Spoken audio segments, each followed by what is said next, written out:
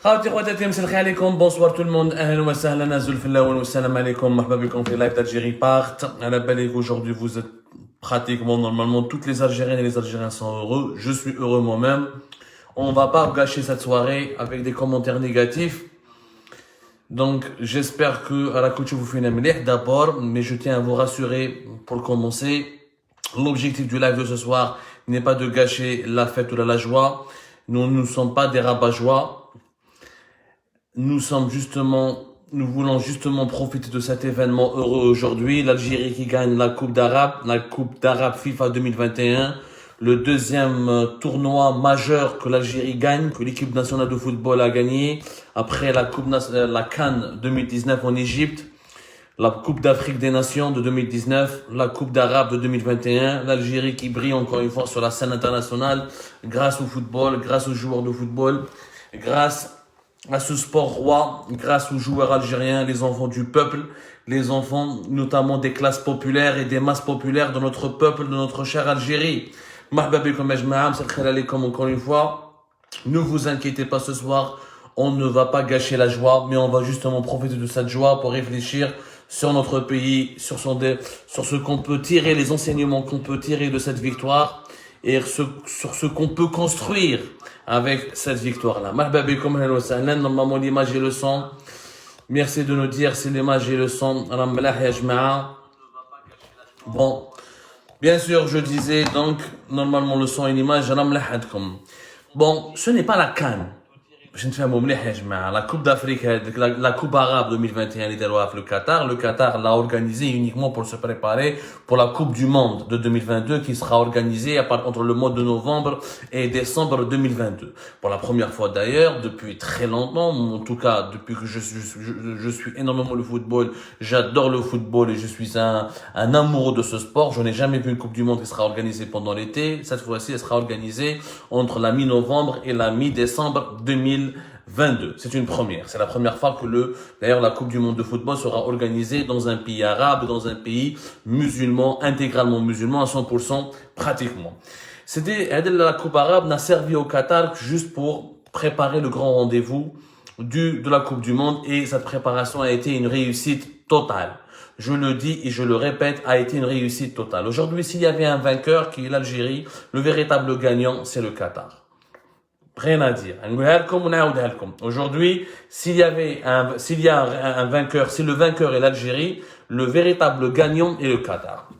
Kingoul comme un tournoi majeur, ce n'est pas un tournoi majeur, je suis d'accord avec les commentaires, ce n'est pas un trophée majeur, c'est pas la Coupe du Monde, c'est pas la Coupe d'Afrique, voilà, j'ai utilisé ce mot pour une provocation. Merci de me montrer que vous êtes des esprits éveillés. Parce qu'on est on a fait Barbès, on a fait Paris, on a fait Aubervilliers, on a fait Alger, on a la Coupe du Monde. Mais c'est pas grave.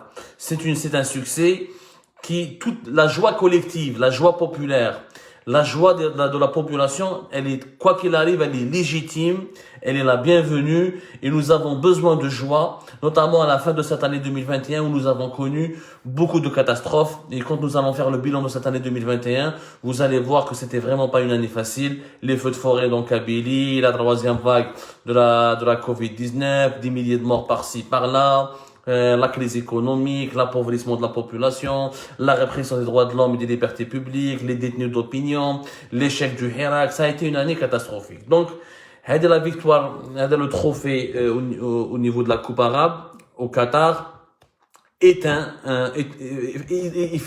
donne du baume au cœur. Vraiment, il donne du baume au cœur. Mais,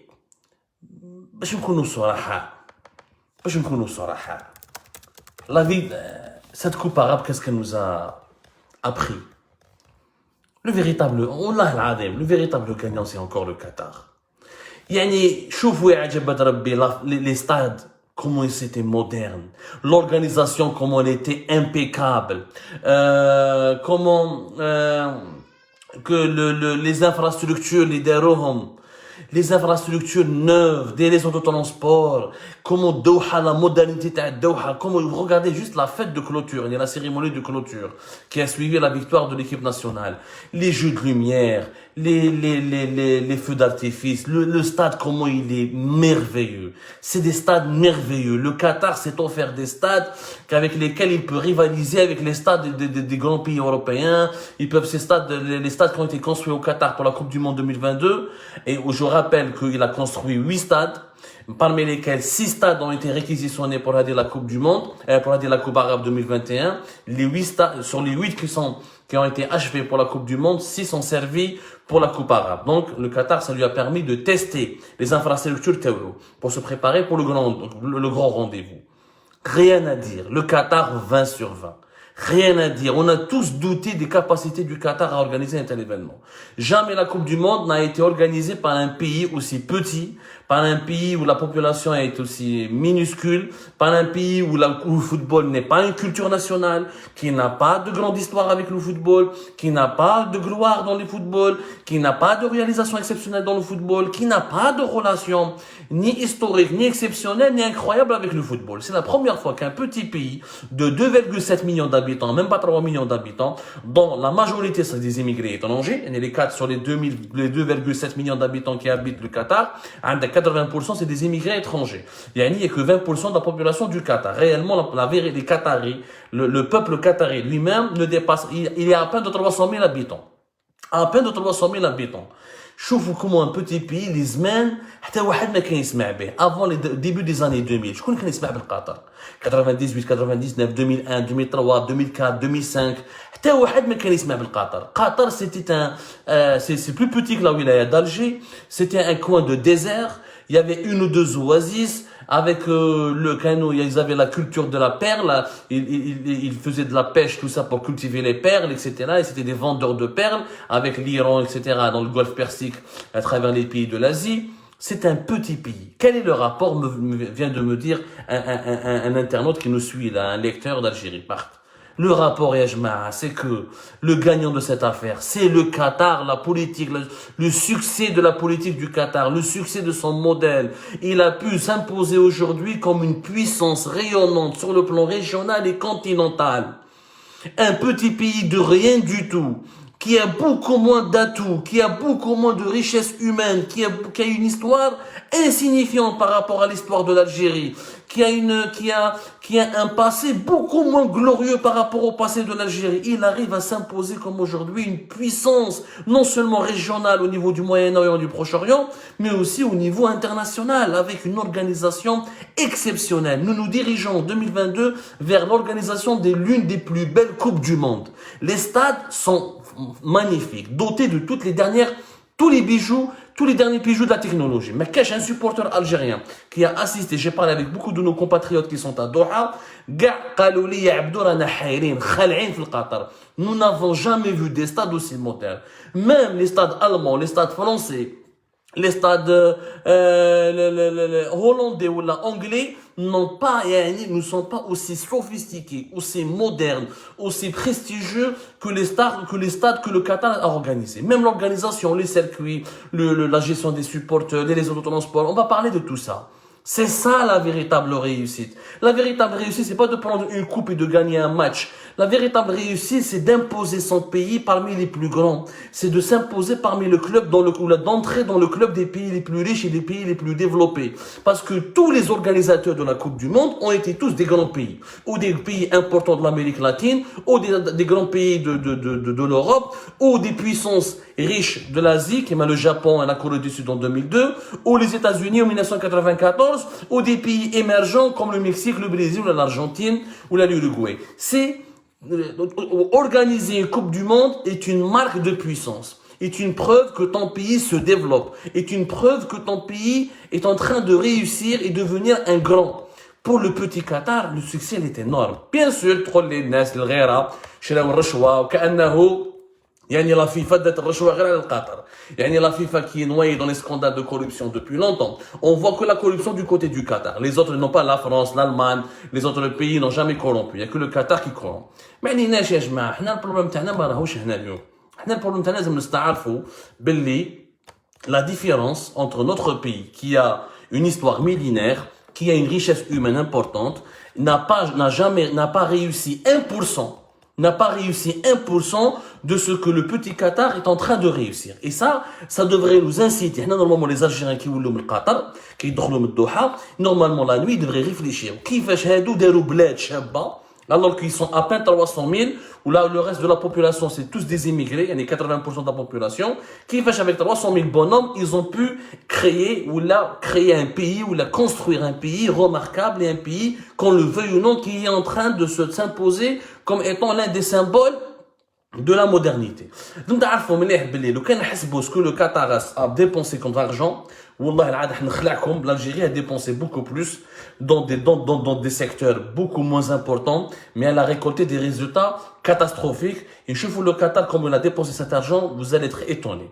Et avec des moyens, ce que le Qatar est en train de faire, l'Algérie aurait pu le faire. Je vous le dis comme sincèrement, quand nous étions riches, avant le choc pétrolier 2014, de 2008 à 2014, l'Algérie avait tous les moyens nécessaires pour organiser une Coupe du Monde. Je vais vous comme un exemple. Les stades du Qatar, les 8 stades qui vont abriter la Coupe du Monde de 2022, qui sera organisée entre novembre et décembre 2022. Encore une fois, 6 de ces 8 stades ont été utilisés pour la Coupe arabe. Ça a coûté au Qatar 6 milliards et demi de dollars. 6 milliards et demi de dollars. L'Algérie, l'autoroute Est-Ouest, صرفنا عليها قريب 14 milliards de dollars. C'est-à-dire que l'autoroute Est-Ouest a coûté 2 fois plus que les 8 stades que le Qatar a construits. Tu vois, les stades que le Qatar a construits, c'est des stades hyper chers. Il y a même le meilleur des stades qataris a coûté plus de 1,2 milliard de dollars. Je ne fais pas la finale, notamment le stade Al-Bayt, la finale, là où l'Algérie a gagné le match contre la Tunisie, là où il y a eu la finale, ce stade-là fait partie des plus chers de tous les 8 stades qui ont été construits par le Qatar. Ça a coûté aux Qataris 1,2 milliard de dollars parce que c'est un stade qui a une plus grande capacité. Il y a tout un environnement, les Baoud Bnawa, ils ont construit pas mal d'infrastructures, il est très moderne, des matériaux. Si vous avez vu le stade, il a une architecture locale. C'est-à-dire, ils ont construit des stades modernes en préservant la tradition de leur pays. La tradition des bédouines, arabes, des aides du Sahara. Je vois le stade, il a faire la finale, on dirait une tente khayma. Je vois qui khayma, le Bayt Stadium. 1,2 milliard de dollars. 6,5 milliards de dollars pour 8 stades. L'autoroute Est-Ouest de l'Algérie, l'autoroute Est-Ouest, nous a coûté 14 milliards de dollars. 14 milliards de dollars. L'Algérie, avec une autoroute, a dépensé 2 fois plus que le Qatar dans 8 stades. C'est-à-dire que nous, لو كان l'autoroute Est-Ouest ما سرقناش فيها وما هلكناش فيها وما ديناش فيها ولي شينوا ما عطيناهمش الشيبات ولي جابوني ما درناهمش الشونطاج لو كان بنيناها dans les normes parce que l'autoroute Est-Ouest, non, on l'a expliqué sur Algérie Park, nous avons fait une enquête, on a sorti les documents, qui compte fait MLTV, j'avais consacré toute une émission là-dessus avec les preuves et tout ça. Normalement, l'autoroute Est-Ouest, on aurait pu nous coûter entre 3 à 4 milliards de dollars. Entre 3 à 4 milliards de dollars. باش نتفاهموا مليح. حنايا هادوك les 14 milliards de dollars, on aurait pu faire comme le Qatar, 8 stades de rang mondial et international, et on gardera le reste pour construire de nouvelles infrastructures pour accueillir une Coupe du Monde.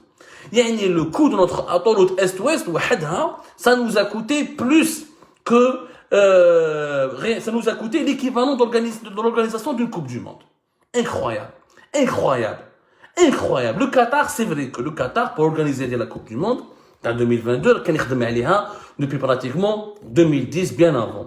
Il a investi entre de 2012 à 2013 jusqu'à aujourd'hui, 2012, 2013, 2014, il a investi 200 milliards de dollars. Un programme de 200 milliards de dollars. Pourquoi? Parce que le Qatar n'a pas construit que les stades.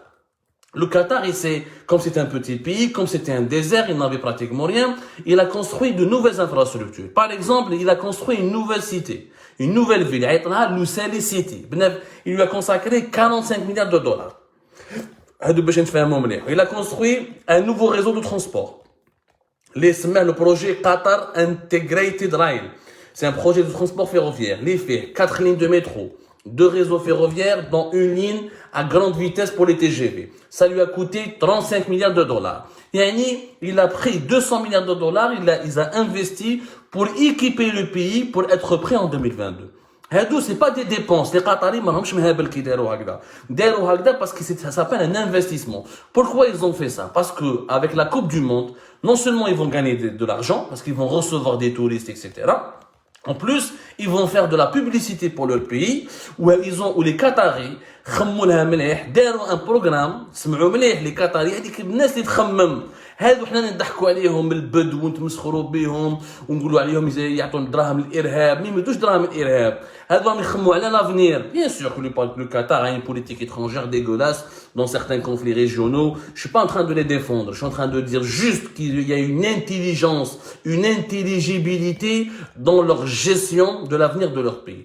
Avant d'organiser la Coupe du Monde de 2022, le Qatar donne un programme. Le Qatar National Vision 2030. Qatar National Vision 2030. واش يقولوا فيه البروغرام هذا؟ يعني هما عندهم وجهه عندهم une vision. على بالهم منا 2030 واش راهم حابين يولوا. واش قال لك؟ قال لك حنا nous sommes un petit pays. ما عندناش un marché intérieur. ويقدر n'importe qui veut nous envahir. D'ailleurs l'Arabie Saoudite مع الإماراتيين en 2017 ils ont failli les envahir. داروا عليهم pratiquement un blackout qui a duré presque 2 ans. ومن بعد كتصالحوا بيناتهم هنا وهنا en 2020 entre 2020 et 2021. Le Qatar il a des traités de protection avec les États-Unis, avec la Turquie, avec la France, avec beaucoup de puissance internationale. Le problème n'est pas là. Le pétrole, moi j'ai que du gaz. Le Qatar est un pays essentiellement gazier. Comme pratiquement l'Algérie, nous sommes un pays essentiellement gazier. Je dois me diversifier. Je ne dois pas dépendre du gaz. Mais comment? Le Qatar ne peut pas faire de l'industrie. Parce qu'il a un petit marché. Une population de 300 000 habitants ne peut rien fabriquer. Ce n'est pas rentable d'investir dans un pays de 300 000 habitants.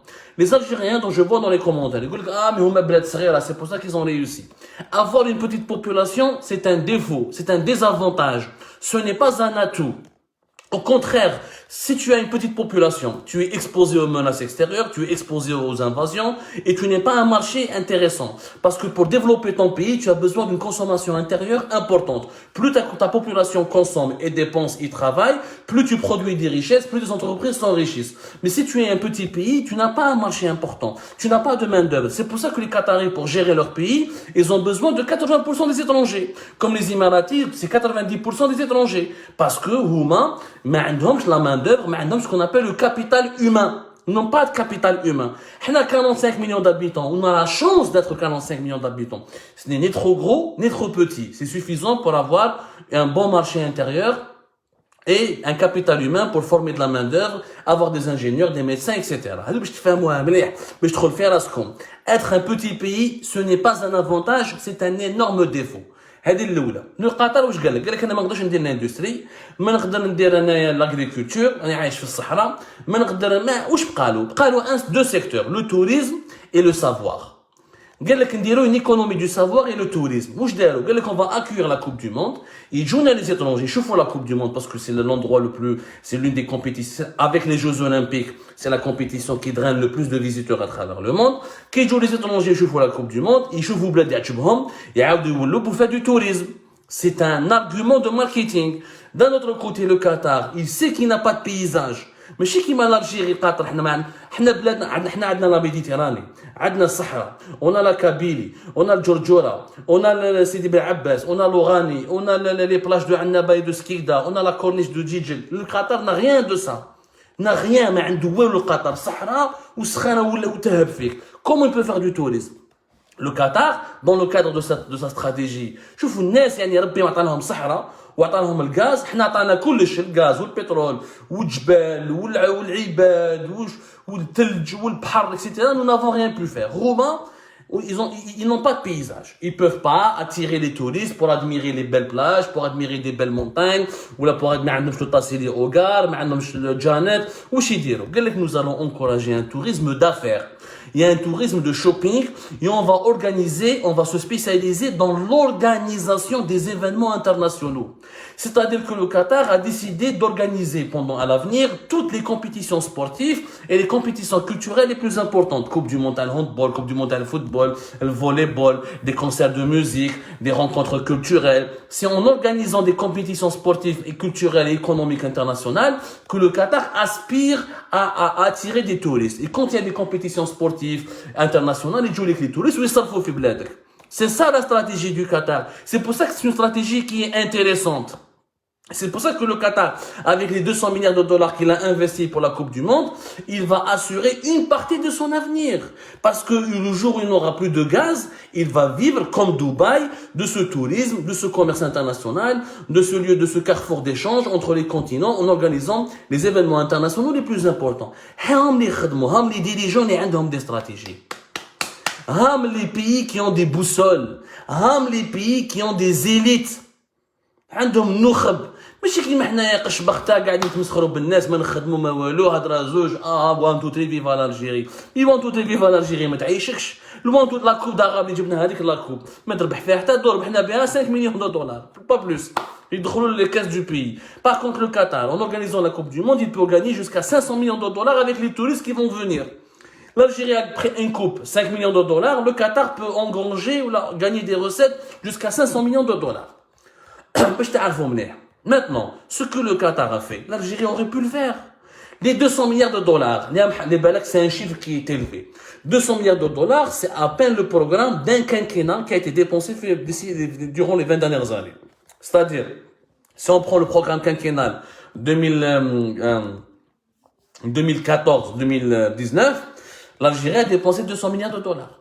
Prenez le programme quinquennal 2009-2013, 2008, 2009, 2013, vous allez voir que l'Algérie a dépensé 200 à 200 et quelques milliards de dollars. Donc tous les programmes quinquennaux, ce qu'on appelle nous les programmes quinquennaux, l'Algérie, l'État algérien a géré, a imaginé le développement du pays à travers ce qu'on appelle les plans quinquennaux. Durant les 20 dernières années, c'est-à-dire chaque 5 ans, avec un plan quinquennal, pendant ces 5 ans, avec un objectif précis, voilà ce qu'on va investir, voilà ce qu'on va construire, voilà ce qu'on va réaliser comme projet durant 5 ans, et voilà les budgets que nous allons dépenser. Il y a des plans quinquennaux qu'on a financés à plus de 250 milliards de dollars. Et nous avons dépensé plus d'argent en Algérie en 5 ans que le Qatar de 2014 jusqu'à 2019-2020 pour organiser la Coupe du Monde. Je ne fais un moment 200 milliards, et pourtant nous n'avons pas les infrastructures que le Qatar a. Bien sûr, après on peut pas comparer, tout n'est pas comparable. Le Qatar, nous sommes 45 millions d'habitants, on est obligé d'importer du lait, de l'électricité n'est pas vendue à son propre prix, le gaz en Algérie n'est pas consommé à son propre prix, on importe les céréales, on importe beaucoup pour se nourrir, mais quoi qu'il arrive, avec les réserves de change que nous avions, on aurait pu, l'Algérie n'avait pas besoin de construire, de bâtir, pour organiser une Coupe du Monde, t'as pas besoin d'avoir 200 milliards de dollars. Je te fais un moment. L'Afrique du Sud, en 2010, elle a dépensé 4 milliards et demi.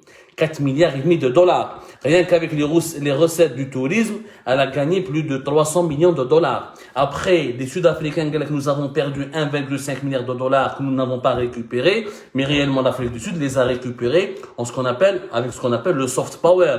L'Afrique du Sud s'est imposé pour le moment comme le seul pays africain qui a organisé la Coupe du Monde, comme un pays réconcilié avec son histoire, comme un pays africain fier de lui-même, comme un pays africain qui a du talent, comme une puissance émergente. Et ça n'a pas de prix. Ça a une valeur inestimable dans l'histoire d'un pays parce qu'elle peut lui permettre d'ouvrir plus tard des perspectives importantes. Donc, et d'un chef pour l'Afrique du Sud avec 4 milliards et demi de dollars à construire à organiser la Coupe du Monde. L'Algérie avec peut-être 8 ou 9 ou même 10 milliards. Franchement, avec les 14 milliards de dollars que nous avions consacrés à l'autoroute Est-Ouest, l'Algérie aurait pu organiser la Coupe du Monde. Facilement. On aurait pu construire 8 stades, des infrastructures, une autoroute te coûte 3-4 milliards de dollars. Elle ne peut pas te coûter 14 milliards de dollars. Mais bon, tout ça c'est pour vous dire que le Qatar est en train de nous démontrer une leçon. Dans la bonne gouvernance, un petit pays de rien du tout. C'est normal. Bon, il a du gaz, c'est vrai. Il a pratiquement la première réserve du monde du gaz. Mais qui va changer le gaz, le Qatar? Le Qatar utilise le GNL. Le Qatar n'a pas de gazoduc. Mais c'est qui avec l'Espagne et l'Italie nous vendons notre gaz à travers du gazoduc. Non, le Qatar il fait du GNL, du gaz naturel liquéfié. Il transforme le gaz en liquide, il le met dans des navires méthaniers ou IBR.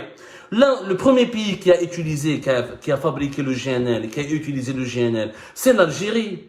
C'est l'Algérie en 1964. L'Algérie était le leader mondial de GNL jusqu'au début des années 2000. Ensuite, le Qatar nous a détrônés. Et aujourd'hui, on fait même pas partie des 8 ou des 9, on fait partie des 10 premiers, mais on est à la 8e ou la 9e place. On fait même pas partie des 5 ou des 6 premiers. Le premier pays qui produit le GNL, c'est le Qatar, l'Australie. Il y a une grande concurrence, mais le Qatar et l'Australie. Le Qatar aujourd'hui, il a une flotte de plus de 70 pratiquement, entre 65 à 70 méthaniers. Il a investi pour avoir une flotte de 100 méthaniers. Et les Qataris, depuis le début des années 2000, ont compris que l'avenir du gaz, c'est le GNL. C'est pas le gazoduc.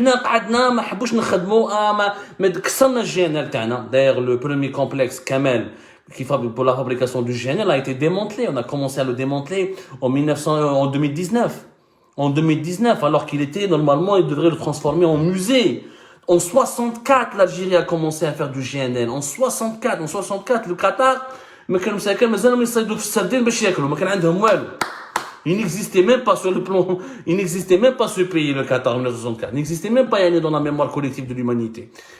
On est déjà en train de fabriquer le GNL. Vous vous rendez compte de l'avance qu'on avait sur des pays comme le Qatar et le retard. Maintenant, ils sont leaders mondial avec l'Australie. On n'est même pas parmi le top 5. Ouais, parce que contrairement à l'Algérie, on va prospecter, faire mobiler des études de marché, des visualisations, des études stratégiques. L'Asie va être le futur grand marché du gaz, notamment avec le Japon, la Corée du Sud et la Chine.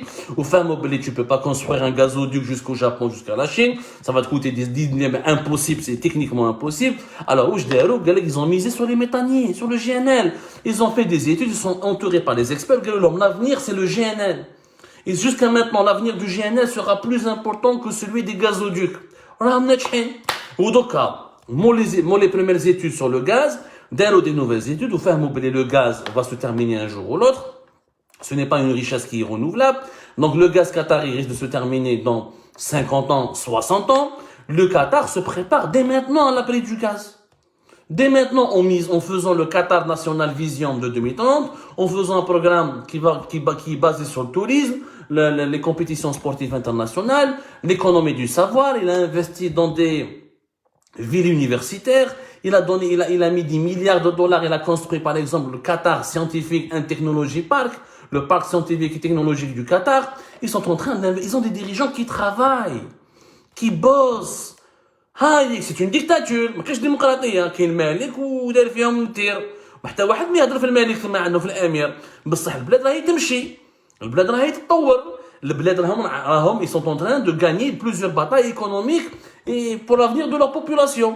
حنايا واش رانا نديرو كي تشوف لي حبابك لي ستات تاعنا تاع تشاكر tu le remarques tu ne peux même pas comparer.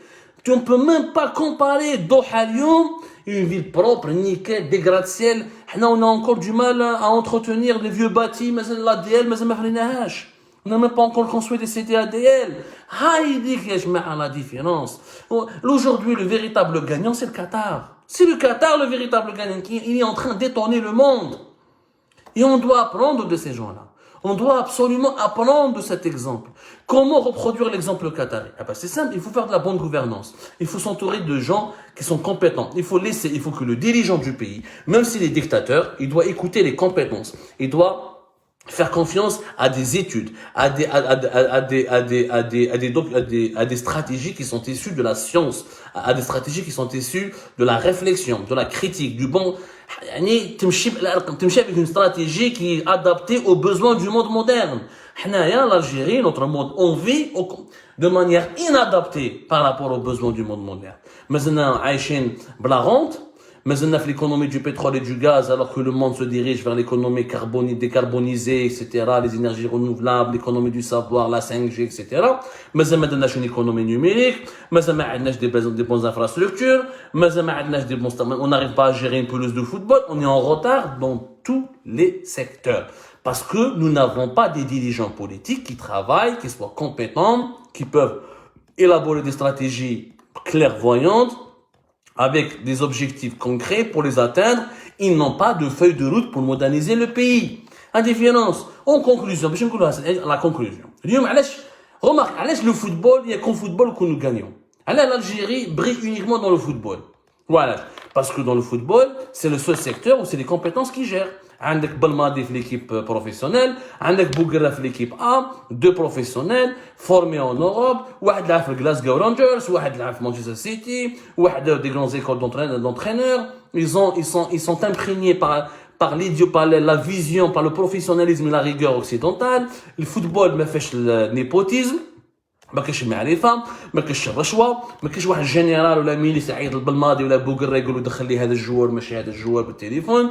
Comme c'est les compétences toutes, comme les équipes nationales fonctionnent selon des normes de management, selon des normes de rigueur, avec des normes de rationalité, avec des managers compétents, et les joueurs qui sont sélectionnés, c'est des joueurs compétents, c'est des joueurs professionnels, le résultat il est là. Le résultat, il est là. Voilà le résultat. Mais normalement, on doit transposer ce qu'on fait dans le football ailleurs. Chauffe-vous. Là, subhanallah, là où les dirigeants politiques algériens ne touchent, là où ils se mêlent pas, les secteurs réussissent. Le football. ni تبون يدخل روحه ni شنقريحه يدخل روحه ni المؤسسه العسكريه ni المخابرات ni الاحزاب السياسيه تاعهم. Personne de tous les appareils idéologiques, sécuritaires de l'État ou du régime algérien n'interviennent pas dans la gestion de l'équipe nationale, et ben le résultat il est là.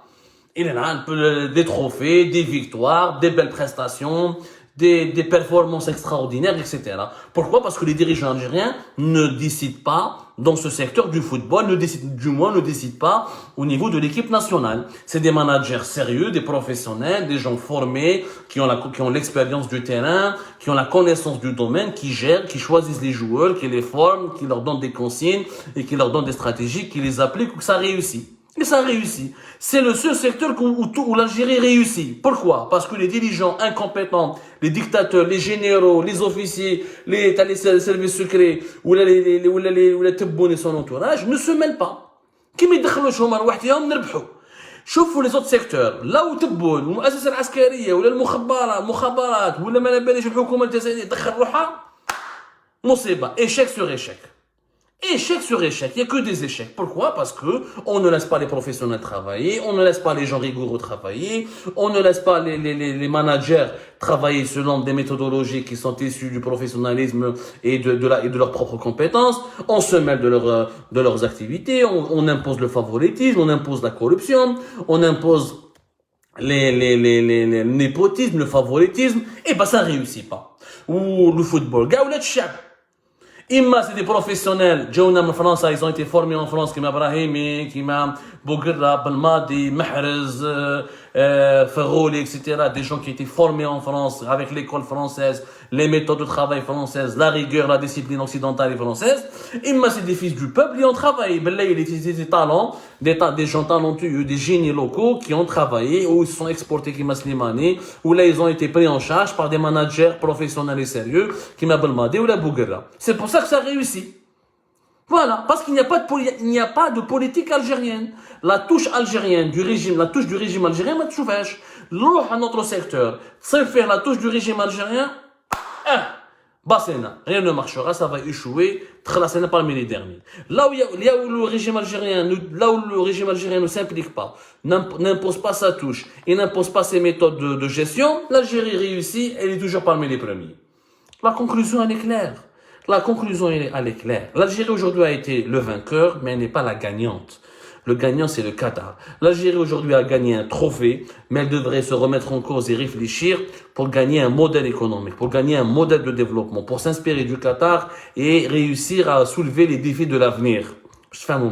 L'Algérie aujourd'hui a pu gagner parce que les dirigeants corrompus, pourris, illégitimes, ne se mêlent pas du secteur du football et ne se mêlent pas de l'équipe nationale. Qui s'inspire de cette conduite, qui la généralise à tous les autres secteurs, qui nous foutent la paix, ils foutent la paix à notre pays, qui le laissent se développer. Vous allez voir que nous avons suffisamment d'atouts et de potentiel pour redevenir un véritable pays développé, un véritable pays heureux. Comme ça, je vous remercie énormément. Encore une fois, Mabrouk Alena. La Coupe du Monde, Inch'Allah, j'espère qu'on va se qualifier. Je suis sûr et j'espère en tout cas que on sera là au Qatar en 2022 pour admirer une Coupe du Monde inédite qui sera organisée par la plus belle des manières. Et espérons qu'on va engranger de bonnes performances. Et s'il vous plaît, que Tebboune, que Shengreha, que tous les dirigeants algériens foutent la paix à l'équipe nationale. C'est tout ce qui marche en ce moment dans notre pays. J'espère qu'ils pourront comprendre que plus ils s'éloignent du pouvoir, plus l'Algérie va mieux. Mais est-ce qu'ils seront capables d'accepter cette vérité? Allahu a'lam. Comme ça, à demain, Inch'Allah.